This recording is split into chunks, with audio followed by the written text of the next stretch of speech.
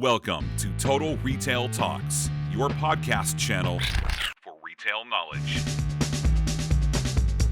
Hello and welcome to this episode of Total Retail Talks. We are here at the CRMC show in Chicago, and I am joined on this episode by Paul Kang, who is the Senior Director of Product Management for the loyalty programs at VF Corporation. So thanks for joining me today, Paul. Thanks for having me. It's a real pleasure to be here. So to get us started, why don't we talk a little bit about your role and kind of how product management factors into customer loyalty at VF Corporation? Absolutely. So before I do that, I should probably just give a quick caveat. I've been in this role all of 6 months. So that means a lot of what I'll be saying is really regurgitating stuff I've been learning on the job for that time. Hope that's okay. Yeah, that's great. Okay. So I guess the place to start would be the kind of classic definition of product management for digital. We really sit at the intersection of business, technology, and user experience. So a big part of the role for me is to set the long-term vision for loyalty for VF brands. So that means what type of loyalty experience do we want to enable for our brands? How do we see that translating into a prioritized capability or product roadmap? What kind of data do we want to gather from our loyalty members? And how can we best use that to create meaningful one-to-one relationships and experiences for them going forward? Luckily for me, loyalty is a growing focus for VF. And I like to think my joining is a small sign of the company's commitment and overall push in that direction.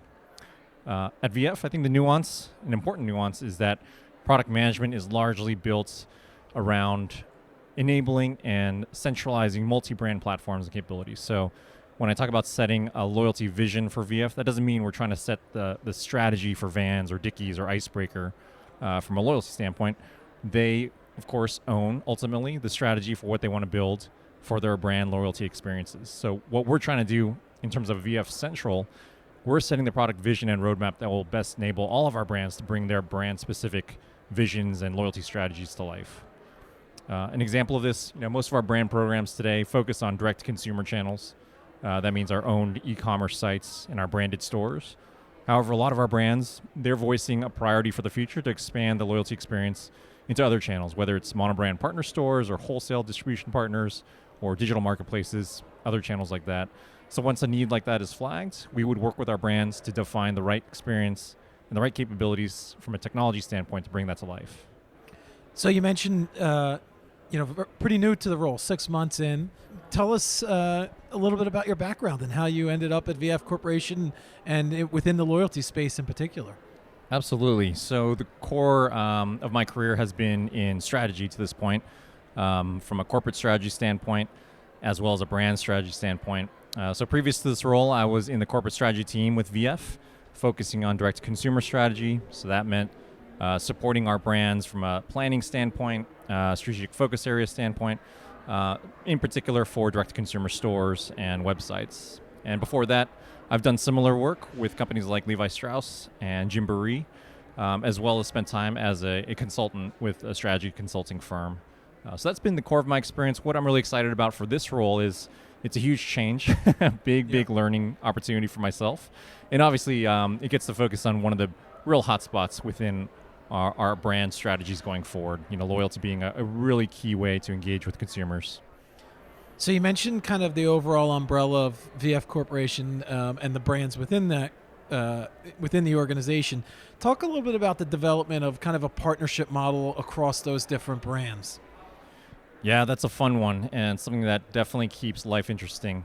So one of the benefits of VF being one of the biggest footwear, apparel, and accessories companies in the world is just the consolidated leverage and scale. We have great brands, and several of those are global, truly global in scale.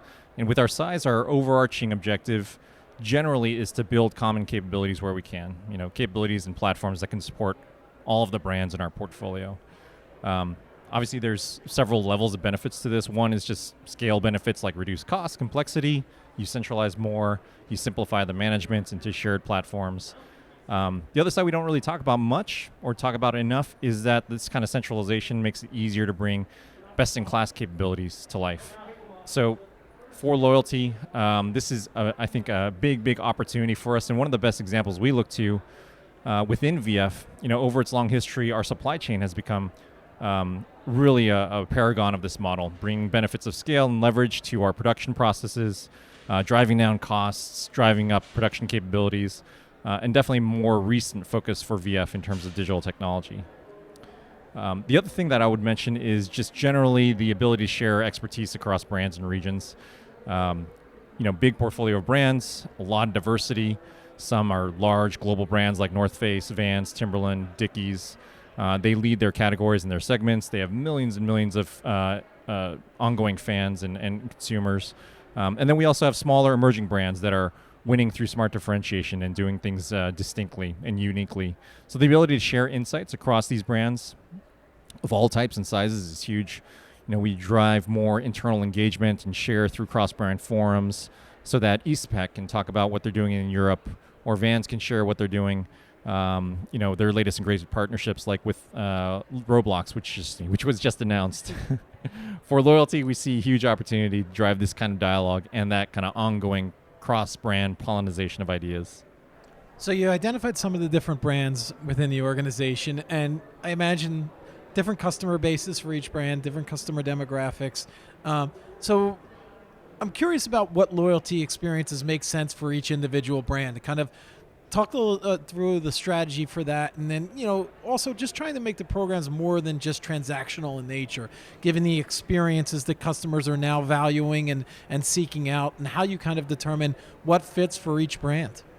Absolutely. So up front, we should first just say clearly, each brand really sets their own and owns their own strategy in terms of overall marketing and engagement, and certainly for loyalty. So we have incredibly smart people working within our brand teams, experts in their spaces, and definitely about their consumers, and obviously super passionate about the brands themselves. They set the vision for the type of loyalty experience they want to build, and of course we partner with them on how to get there. So with all that said, within VF's product management team, we always try to be as proactive as possible and to provoke as much thought as possible about what could be possible for our brands in terms of their loyalty experiences. As an example, we see a big macro trend, as you mentioned, moving from purely transactional programs to things that are more experiential. And we try to bring ideas forward for brands to consider there, and eventually partner with them to build the capabilities to bring those things to life. More concretely, for instance, the North Face just relaunched their loyalty program, rebranding it as the Explore Pass over this past spring. And one big driver for that change was to reshape the program to better align with the brand values, the brand DNA, and what it stands for. So we have discussions with the North Face and other brand teams on how to pivot from just rewarding for purchases to rewarding for behaviors and even life choices, like making lifestyle changes to be more sustainable in your everyday living. And so over time, you'll see more and more examples of this coming to life. So maybe I should have asked this first before getting into kind of the benefits and experiences within each program. Not every brand at VF Corporation has a loyalty program. Some do, some do not. Talk a little bit about kind of the discussions that are going on internally on when and why it makes sense for one of your individual brands to offer a loyalty program, and maybe why not. Absolutely. We try to maintain a constant dialogue with our brands, and again, they own their engagement strategies and how they want to communicate and build relationships with their consumers. So we listen to what our brands say when they describe their future priorities and what they want to build in terms of engagement strategies.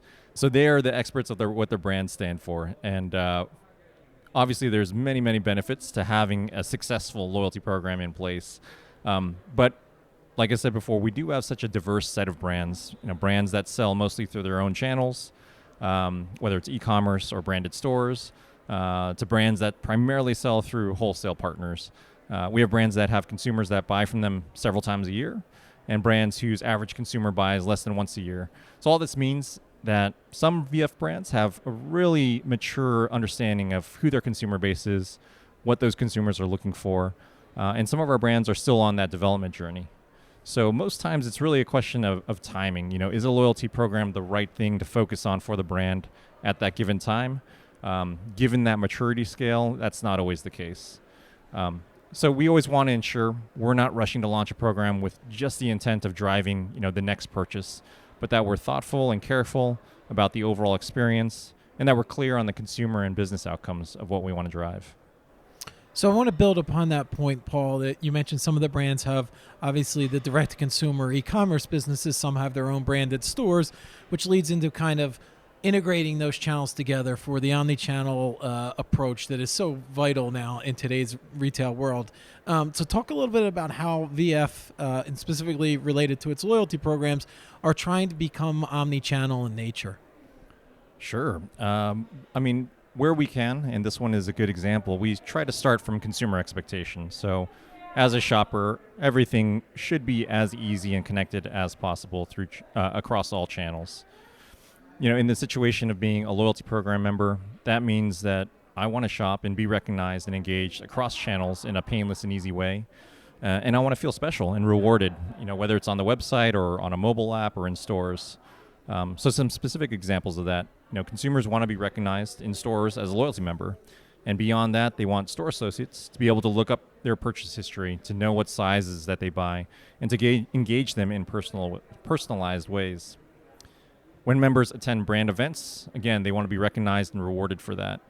One channel of focus for us currently that's still relatively unheralded is the customer service center. So we are trying to make it as easy as possible for our customer service reps to recognize members when they call, to access their member history, and to be able to serve their needs in as positive a way as possible. So there's a lot of potential here. If you think about your own experience, and being able to turn a negative experience into a brand building one, if we can do it the right way, huge opportunity for us. So back to the question of omnichannel, the other thing that I would highlight is that, again, our programs today largely focus on loyalty in our own direct consumer channels. And we are having growing conversations about if and when and how to draw in loyalty to other channels, like through our wholesale partners or digital marketplaces like Amazon. The answer here will probably depend on specific brands and their unique situations, as well as what consumers expect from them and even specific geographies.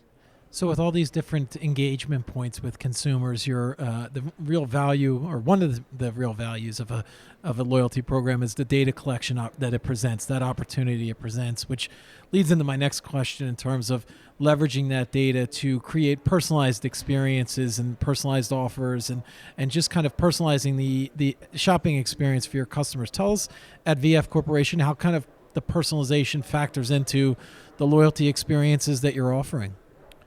Sure. The personalization question really, again, starts with consumer expectation. As a consumer, there's a growing expectation that everything is tailored and relevant to me. I'm being offered things that I want when I want them. And that's especially true in a loyalty program environment. When customers sign up to one of our programs, we have to be explicit about the fact that we use their information that we're gathering from them to tailor those offers and messages and experiences to them as members. And as a consumer, I want to feel like brands that I know and love know what I'm about and what I want and definitely what I don't want. For example, a brand like Timberland has such a diverse consumer base, people who love the brand as a fashion staple, people who buy it to conquer the outdoors, and a lot who buy Timberland through their Timberland Pro products to keep them safe on the job. So it's critical to engage consumers in the right way, or you can quickly alienate them. One caution, as always, is that we want to make sure that we're enabling personalization in the right ways. And there's definitely a fine line to being able to recognize members across touch points in an easy, painless way and offer them messaging that's relevant to them versus doing it in a way that's obtrusive and creepy. So my final question, Paul, and there's been a lot of talk in the retail industry and loyalty programs, marketing space around a cookieless world that we're going to be potentially entering soon. And obviously then the growing need for first-party data for brands and retailers to collect first-party data. Tell us a little bit about how your loyalty programs at VF Corporation will help with that need and kind of where we're heading in terms of data collection and the value of that really rich first-party data. Yeah, as you highlight, a lot of factors are driving the need for brands like ours to think about ways to get data from consumers in the right way. Consumers are generally getting smarter about data collected about them. They're getting more wary of sharing it without explicit value or utility in return.